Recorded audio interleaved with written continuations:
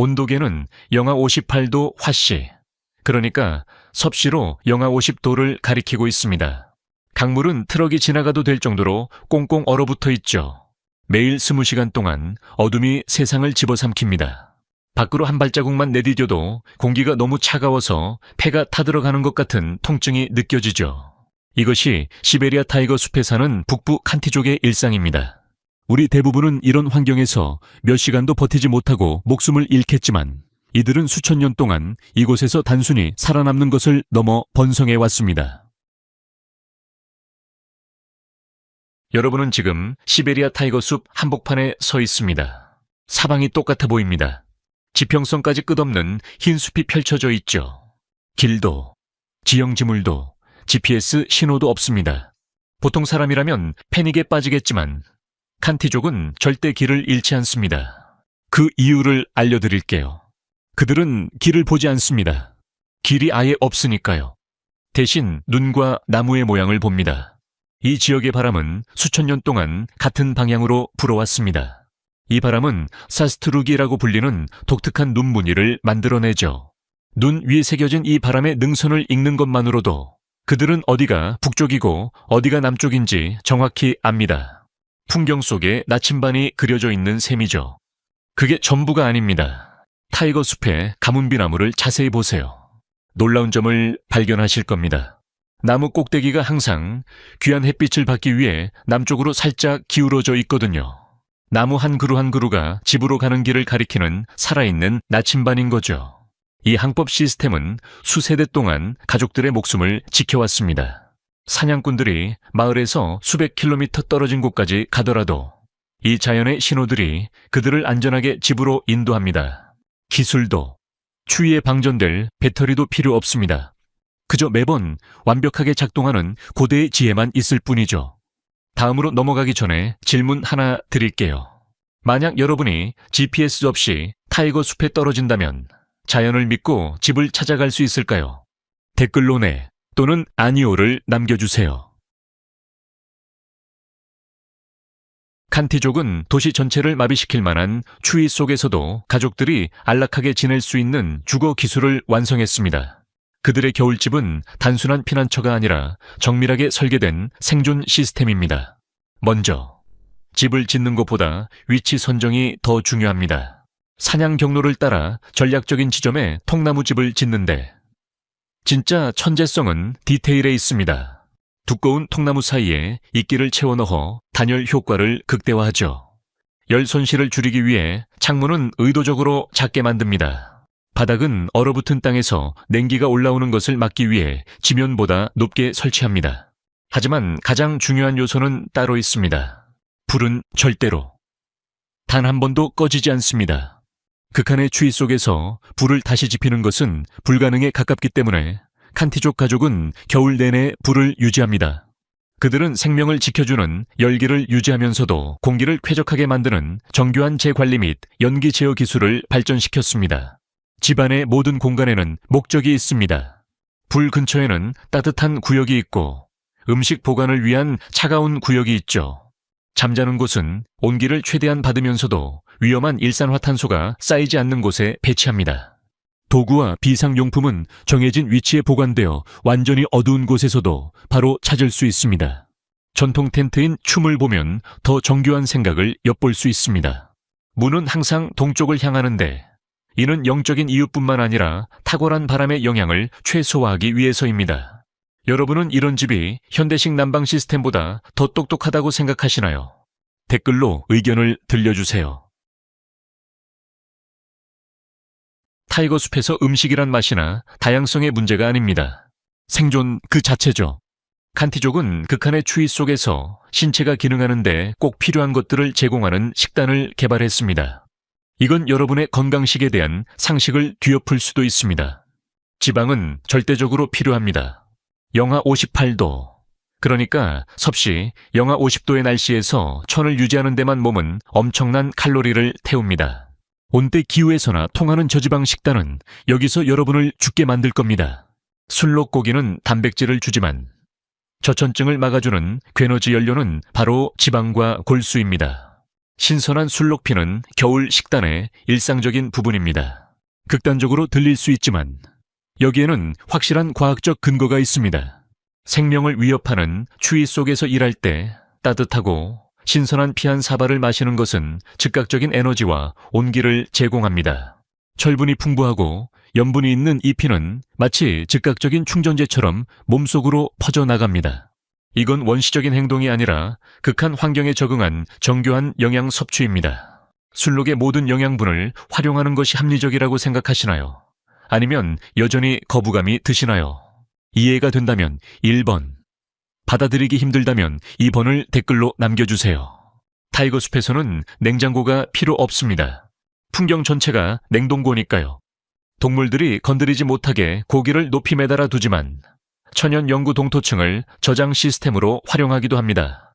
얼어붙은 땅속에 판 얼음 창고는 몇 달 동안 음식을 신선하게 유지해줍니다. 하지만 음식은 영양 이상의 사회적 의미를 가집니다. 음식을 나누는 것은 생존 보험과 같습니다. 한 번의 사냥 실패가 굶주림으로 이어지는 세상에서 음식을 나누지 않는 것은 무례함을 넘어 위험한 행동입니다.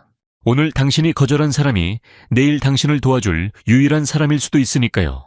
이는 수많은 혹독한 겨울을 견뎌내게 한 사회적 안전망이 되었습니다.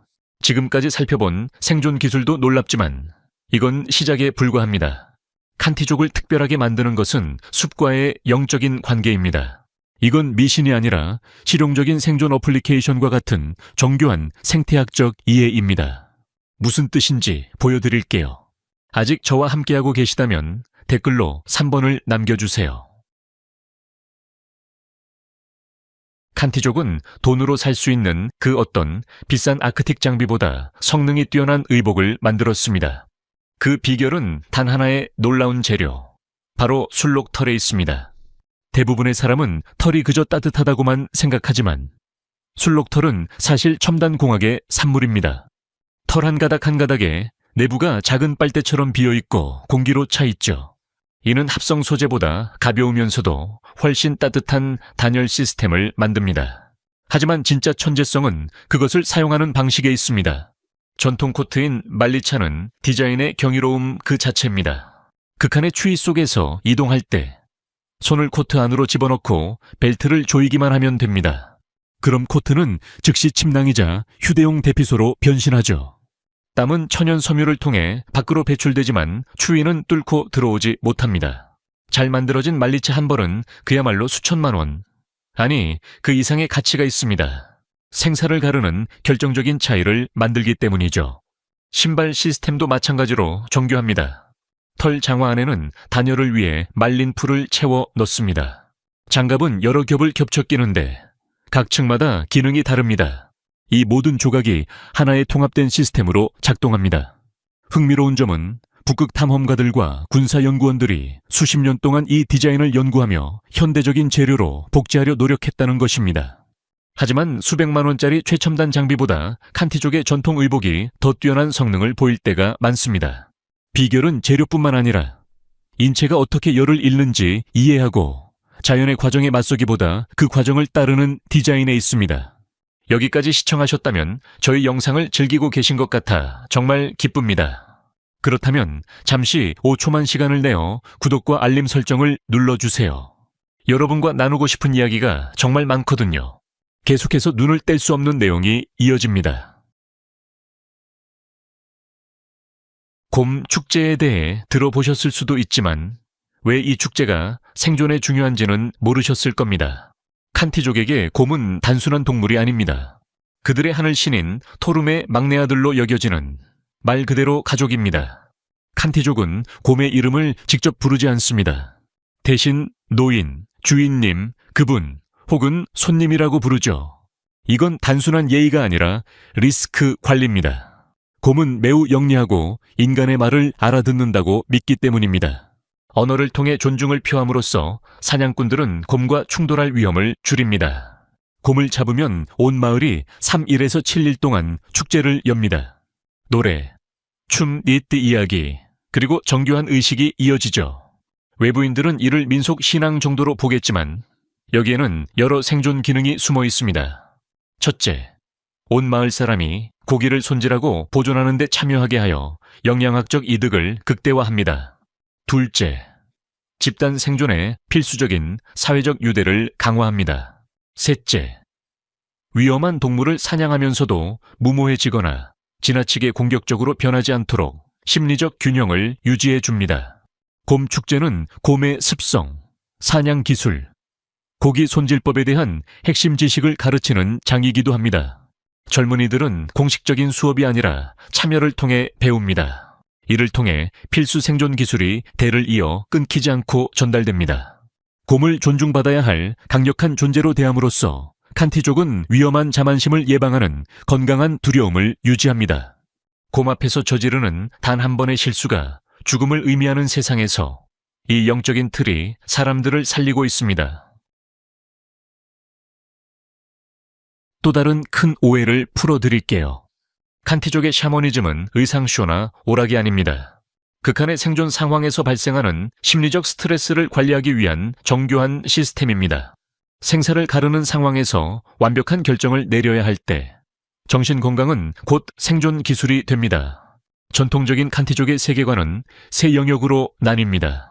하늘 정령들의 상계, 인간과 수호령이 사는 중계, 그리고 죽음과 질병의 하계입니다. 샤먼은 치유와 인도, 그리고 조상과의 관계 유지를 위해 이 세계들을 오갑니다. 미신처럼 들릴 수 있지만 심리적인 현실을 고려해 보세요. 극심한 고립 속에서 끊임없는 생명의 위협을 느끼고 사고나 굶주림으로 가족이 죽어가는 것을 지켜보는 것은 엄청난 정신적 고통을 줍니다. 샤머니즘 시스템은 트라우마를 처리하고 어려운 결정을 내리며 절망적인 상황에서도 희망을 유지할 수 있는 틀을 제공합니다. 소련 통치 시절 샤머니즘은 탄압받았습니다. 북은 압수됐고 의식은 금지됐죠. 하지만 이 믿음은 암암리에 살아남았습니다. 어떤 정부 프로그램도 대체할 수 없는 필수적인 심리적 기능을 수행했기 때문입니다. 오늘날 문화적, 심리적 생존을 위해 이 관습들은 다시 부활하고 있습니다. 샤머니즘적 세계관은 실용적인 생존 행동을 강화합니다. 숲의 정령이 깃들어 있다는 믿음은 자연의 신호를 주의 깊게 관찰하게 만들고 세계 사이의 균형을 중시하는 마음은 지속 가능한 사냥으로 이어집니다. 조상의 지혜에 집중하는 것은 생존 지식이 대대로 정확하게 전달되도록 보장하죠.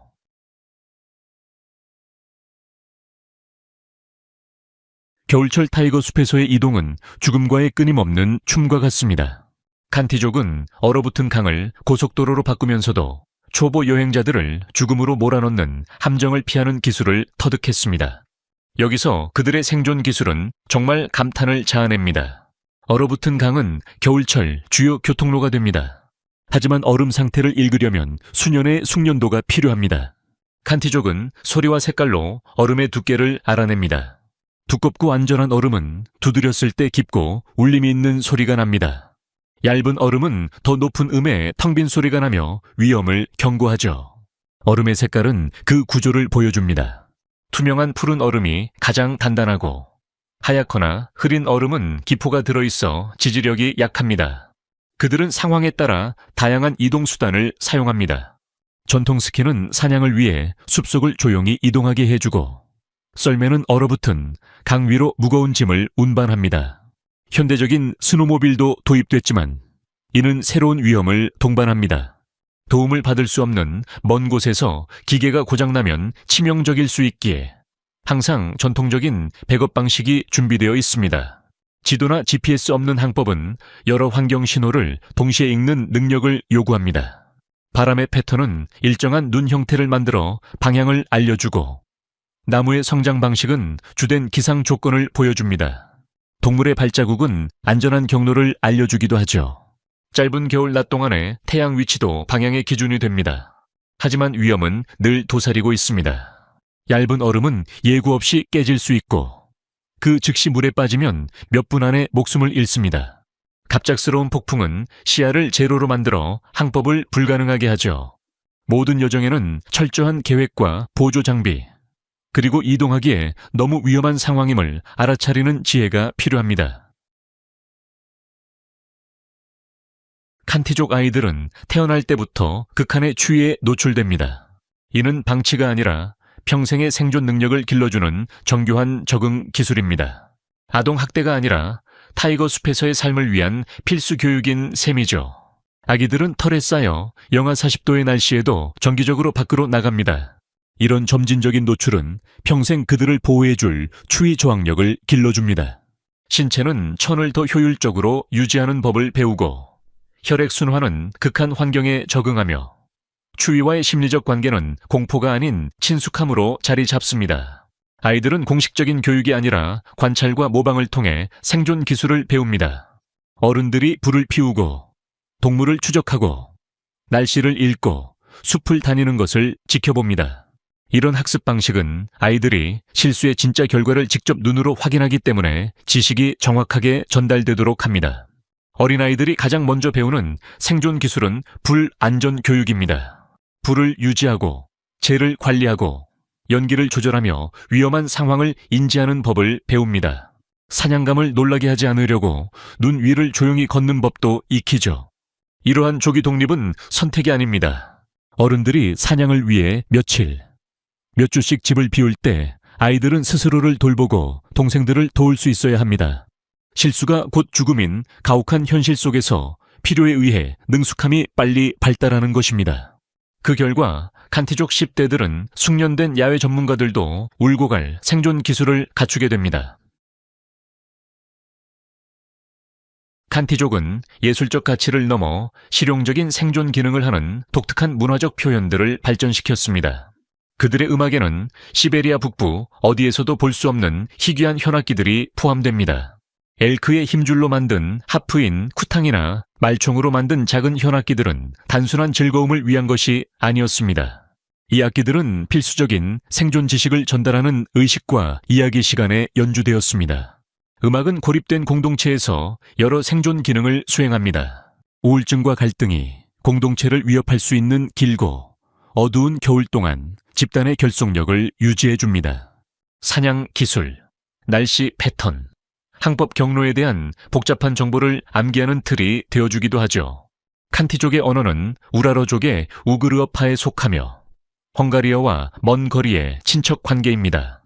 방언이 매우 심해 북부, 동부, 남부 사용자들이 서로 이해하기 어려울 때도 있습니다. 이러한 언어적 다양성은 각 집단의 고립과 특정 지역 조건에 대한 적응을 반영합니다. 전통적으로 문자 기호는 없었습니다. 모든 지식과 역사는 구전설화, 서사시, 속담, 의식교를 통해 보존되었습니다. 이 구전 전통은 생존 정보에 살아있는 도서관 역할을 했습니다. 이야기는 사냥 기술, 날씨 예측, 식물 식별 등에 대한 상세한 지침을 담고 있었습니다. 이야기 형식은 복잡한 정보를 기억하기 쉽게 만들고 세대 간 정확한 전달을 보장했습니다. 오늘날 많은 젊은이가 러시아어 교육과 도시 이주로 인해 언어를 잃어가고 있습니다. 이는 언어 속에 담긴 타이거 숲의 대체 불가능한 지식이 사라지는 진정한 생존 위기를 의미합니다. 언어가 죽으면 수백 년간 축적된 생존의 지혜도 함께 사라지기 때문입니다. 수천 년간 칸티족을 지탱해온 생존 시스템은 이제 그들의 문화뿐만 아니라 물리적 생존까지 위협하는 전례 없는 도전에 직면해 있습니다. 이러한 현대의 압박은 그들의 전통 지식이 얼마나 정교하면서도 동시에 취약한지를 보여줍니다. 산업 확장, 특히 석유와 가스 개발은 전통적인 이동 경로를 가로막고 칸티족이 의존하는 자연 시스템을 파괴하고 있습니다. 도로와 파이프라인은 숲을 조각내어 전통적인 항법을 어렵게 만듭니다. 소음과 오염은 동물의 행동에 영향을 미쳐 사냥을 예측할 수 없게 만듭니다. 기후변화는 더욱 위험한 상황을 초래합니다. 따뜻한 겨울이 반가울 것 같지만 사실 일정한 추위보다 훨씬 더 위험합니다. 불안정한 얼음은 강위, 이동을 예측 불가능하게 만들고 기후 패턴이 바뀌면 전통적인 기상 신호들도 신뢰할 수 없게 됩니다. 동물의 이동 경로와 시기가 바뀌면서 대대로 이어온 사냥 일정마저 어긋나고 있습니다. 온난화 추세는 일정한 영하 기온에 의존하는 음식 저장 및 보존 기술에도 영향을 미칩니다. 전통 지식이 설계되었던 환경 조건이 더 이상 존재하지 않게 되면서 그 지식을 적용하기가 점점 더 어려워지고 있는 것이죠. 무엇보다 땅과의 연결고리가 끊어지는 것이 가장 큰 위협입니다. 젊은 세대가 도시에서 자라며 실질적인 생존 기술을 잃게 된다면 칸티족의 정체성 또한 희미해질 수밖에 없습니다. 북부 칸티족은 우리 현대 세계가 절실히 이해해야 할 무언가를 마스터했습니다. 진정한 생존은 최고의 기술이나 자원을 갖는 것이 아닙니다. 환경과 깊은 관계를 맺고 자연의 시스템에 맞서기보다 그와 함께 일하는 법을 배우는 것입니다. 그들의 지식은 실수가 곧 죽음이었던 세대를 거치며 정제된 수천 년간의 시행착오를 대변합니다. GPS가 안내하는 쾌적한 세상 속에서 우리는 한때 우리 조상들을 살게 했던 기술들을 잊고 살고 있습니다. 칸티족은 인간의 적응력과 전통 지식이 현대 기술을 압도할 수 있다는 것을 보여줍니다. 그들의 지속 가능한 자원 활용 방식은 환경 관리에 대한 교훈을 주며 공동체 기반의 생존 전략은 위기 상황에서 사회적 협력의 중요성을 일깨워 줍니다. 가장 중요한 것은 환경을 이해하고 그 한계를 존중하는 인간은 그 어떤 극한 상황도 극복할 수 있다는 증거가 바로 그들이라는 점입니다. 땅을 지배하는 것이 아니라 땅과 관계를 맺는 것이 생존을 가능하게 합니다. 우리 세계가 점점 더 심각한 환경적 도전에 직면함에 따라 칸티족의 지혜는 그 어느 때보다 중요해지고 있습니다. 칸티족의 생존 기술 중 어떤 점이 가장 놀라웠나요? 여러분도 극한의 추위를 경험해 본 적이 있나요? 그때 어떻게 대처하셨나요? 댓글로 여러분의 이야기와 앞으로 다뤄줬으면 하는 다른 원주민 생존 문화가 있다면 알려주세요. 여러분의 의견을 항상 기다리고 있습니다. 오늘 저희와 함께 해주셔서 정말 감사합니다. 여러분의 응원은 저희에게 큰 힘이 됩니다. 구독과 알림 설정 잊지 마시고 다음 영상에서 또 뵙겠습니다. 여러분의 앞날에 행운이 가득하시길 바랍니다.